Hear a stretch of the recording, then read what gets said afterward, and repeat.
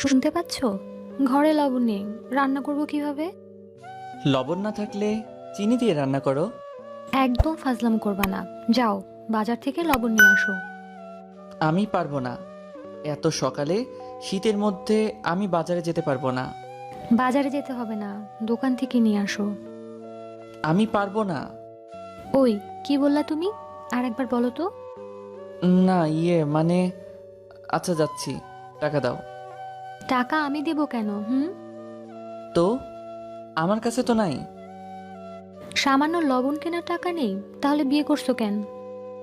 ওকে যাচ্ছি। মেয়ে মানেই ঝগড়া। দেখ, দিনটাই মাটি। ওই শুভ, কি বললা তুমি?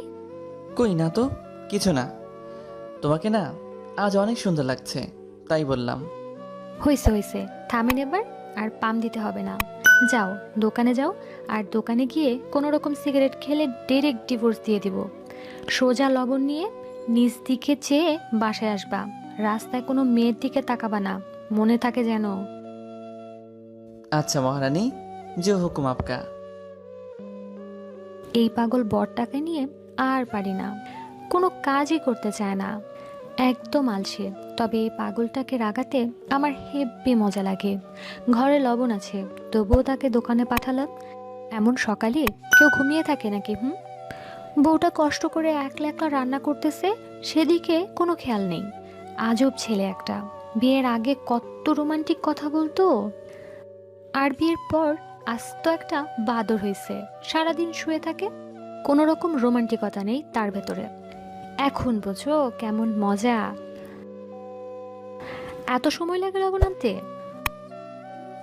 দোকান বন্ধ ছিল জানো। আহারে, এত ভালোবাসা, মতলব কি? জানো, তুমিও না। ভালোবাসলেও দোষ, না বাসলেও দোষ। আচ্ছা হয়েছে, এবার ফ্রেশ হয়ে নাস্তা করতে আসো। ও বউ, একটা কথা বলি। কি? না মানে, মাত্র তো 7টা বাজে, একটু ঘুমিয়ে আসি প্লিজ। আচ্ছা, ঠিক 8টার সময় যেন নাস্তা টেবিলে দেখতে পাই। মন থাকবে তো? না হলে কিন্তু এই শীতের সকালে তোমাকে পানিতে চোবাবো। হ্যাঁ, 100% মনে থাকবে। তাহলে ঠিক আছে, যাও, ঘুমোতে যাও। এই, আমার কোলবালিশটা কই? মনে মনে যা ভাবছি তাই হলো। কি হলো? ফেলে দিয়েছি। ফেলে দিয়েছো মানে?